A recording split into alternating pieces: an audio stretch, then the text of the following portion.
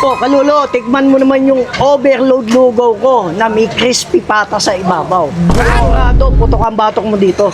Grabe naman yan, ma'am. Ay mga kalulu, ngayon ka lang makakakita na lugaw na overload na may crispy pata sa ibabaw. Lalagyan ng maraming isaw, puso ng baboy para sa mga taong sawi, tumbong na malinis na 3 beses sinugasan, titimplahan pa ng bawang at dahong legal. Tapos papatungan mo ng crispy pata, siguradong mapapalulu ka. Sarap!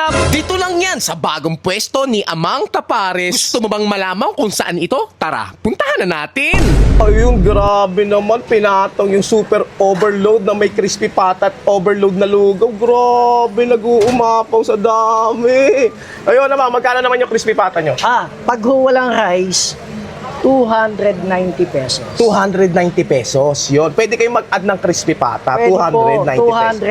290 pesos. Yun, grabe. Amang, tuwing ano oras kayo dito nag-open saka nagsasara? Bukas po tayo ng 24 oras. 24 hours. Matatagpuan po si Amang Solita Pares. Bukas pa rin po yung Pasay natin. Andros Avenue, Barangay 185, Marigaban, Pasay. At yung bagong-bago po natin, dito lang tayo sa Pedro Hill. Corner, Pas Street, Paco, Metro Manila. Tapat lang po tayo ng police station. Bukas po tayo ng 24 oras. Yun, sige Amang, tikman ko yan ha. Ayun mga kalulu, nandito pala tayo sa kahabaan ng Pas Street sa may Paco, Manila. Tapat lang sila mismo ng police station, grabe. At meron dito si Amang na super overload na lugaw na pwede kang mag-add ng crispy pata. May kasama na rin siyang tumbong, tsaka isaw, tsaka puso ng baboy. Grabe naman, tignan mo naman yan. Hindi tinipid. Ang maganda pa dito is unlimited lugaw.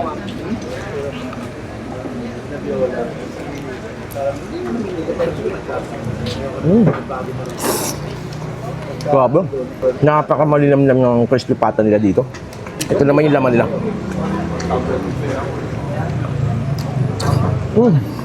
Ang gamit nila dito sa lugaw nila, kaning malagkit talaga puro. Alam mo, napakalapot naman talaga.